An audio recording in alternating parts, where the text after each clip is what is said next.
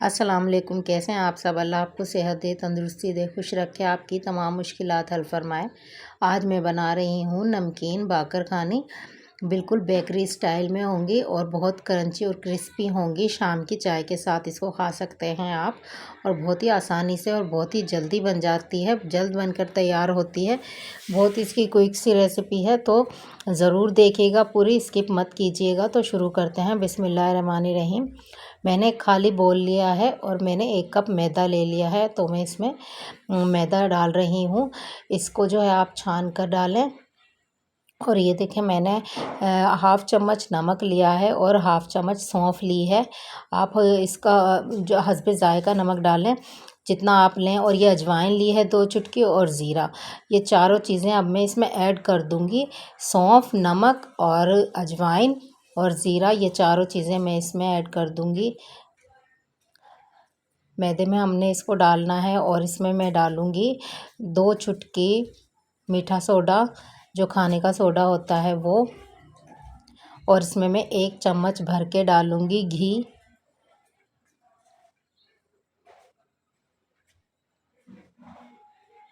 आप ऑयल भी डाल सकते हैं, लेकिन मैंने घी डाला है, तो इससे थोड़ी सी क्रिस्पी और क्रंची बन जाती हैं ये।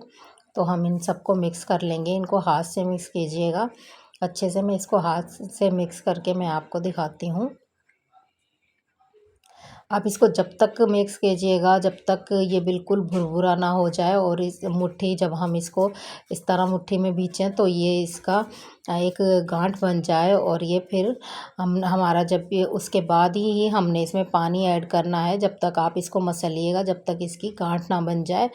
तो उसमें हमने थोड़ा थोड़ा सा पानी करके डालना है। पानी सिर्फ हाफ़ कप ही डलेगा हमारा, और ये आटा बन जाएगा। इसमें ज़्यादा पानी नहीं डालना है। ये डो थोड़ी हमें सख्त ही बनानी है।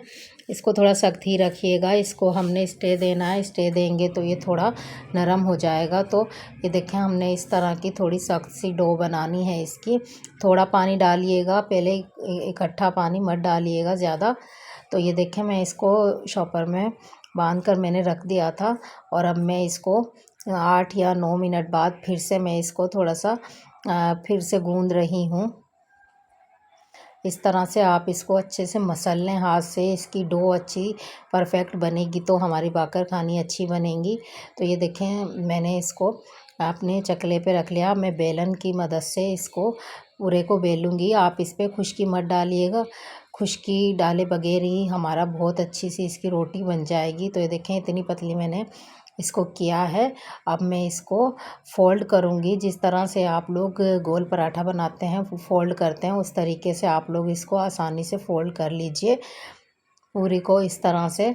और इसको मैं अच्छे से हाथ से दबाकर प्रेस करके रखूँगी। और इसके जो है मैं 2 टुकड़े करूँगी बीच से। इसको 2 हिस्सों में करूँगी, और फिर एक हिस्से का भी मैं पेड़ा बना दूँगी और दूसरे हिस्से का भी मैं पेड़ा बना दूँगी। इस तरह से फ़ोल्ड करके आप लोग इसका पेड़ा बना लीजिए।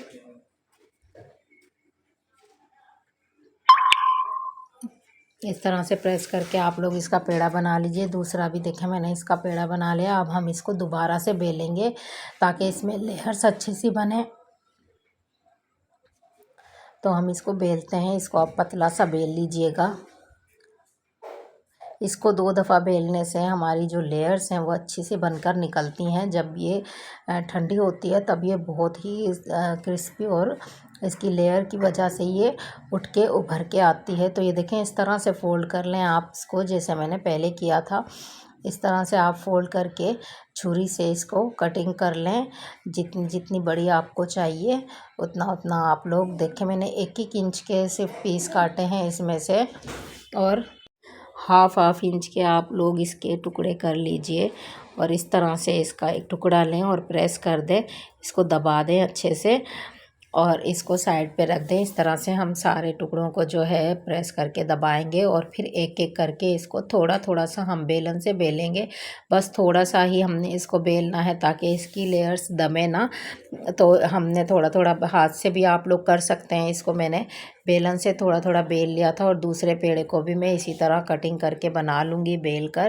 तो ये देखें सब मैंने थोड़ा सा इनको बस शेप दी है, थोड़ा सा बेला है बेलन से और मेरी ये तैयार हैं बिल्कुल फ्राई करने के लिए। अब मैंने गरम ऑयल कर लिया है बिल्कुल। अब मैं इसमें बाकरखानी को जो है डाल रही हूँ, फ्राई कर रही हूँ। जितनी इसमें आ सके आप लोग उतनी डाल दीजिए और इसकी जो आंच है अब स्लो कर दीजिए ताकि इसकी लेयर खुलें और ये हल्की आंच पर पकेगी तो बहुत अच्छी और बहुत क्रिस्पी बनेगी। अगर हम फुल आंच पे इसको डाल देंगे और फिर ये ऊपर से काली हो जाएगी या ज़्यादा डार्क ब्राउन हो जाएगी, फिर ये अंदर से क्रंची नहीं बनेगी। थोड़ी देर रखने के बाद ये क्रंची नहीं होगी। अगर हम इसको हल्की आंच पर थोड़ी देर पकाते हैं 3 से 4 मिनट तो ये बहुत ही क्रिस्पी और क्रंची रहेगी। चाहे आप लोग इसको 7-8 दिन रख लें या 1 महीना रख लें, ये ख़राब नहीं होगी बिल्कुल भी। आप इसको शाम की चाय के साथ भी इजीली आप लोग इसको यूज़ कर सकते हैं, चाहे शाम की चाय के साथ खा सकते हैं आप इसको। वैसे आप लोगों को जब क्रेविंग हो कुछ खाने की तो आप लोग इसको निकाल कर खा सकते हैं। तो ये देखें हमारी जो है इस तरह का कलर हमें चाहिए था, हम इसको निकाल रहे हैं। इसी तरह से मैं दूसरी भी डाल दूँगी। और अगर आप लोग मेरे चैनल पर नए हैं, अभी मुझे देख रहे हैं, तो प्लीज़ मेरे चैनल को सब्सक्राइब ज़रूर कर दें और अगर कर दिया है तो आपका बहुत बहुत शुक्रिया। सब्सक्राइब कर दिया करें प्लीज़। तो ये देखें हम हल्की आंच पर इनको भी पका रहे हैं और ये थोड़ा थोड़ा से फूल रही हैं और फिर इसकी जो लेयर है वो अच्छे से निकल कर आएगी। ये ठंडी होने के बाद इसकी ज़्यादा अच्छी लेयर हमें खुलकर दिखती हैं। तो ये देखें बिल्कुल रेडी हैं हमारी बाकरखानी। इस तरह से आप लोग बना लीजिए और ज़्यादा लेयर की चाहिए हो तो वो 2-3 रोटियां रख कर बनती हैं। मैंने बिल्कुल आसान तरीके से आपको बनाकर दिखाई है, मैं वो भी बनाकर दिखाऊंगी आपको जो ओरिजिनल हमारे जो रेस्टोरेंट में जो बेकरियों पर मिलती है, जो हम लोग चाय के साथ खाते हैं, वो भी मैं आपको बनाकर दिखाऊंगी। तो ये अभी सिंपल तरीके से आप लोग बनाएं, खाएं, एंजॉय करें चाय के साथ, बहुत मज़े की बनती है। ये देखें कितनी क्रंची और क्रिस्पी बनी है, टूटने में बिल्कुल आसानी से। तो अगर आपको मेरी रेसिपी पसंद आई हो तो प्लीज़ मेरे चैनल को सब्सक्राइब ज़रूर कर दीजिएगा। दुआओं में याद रखिएगा। मुझे दें इजाज़त। अल्लाह हाफिज़।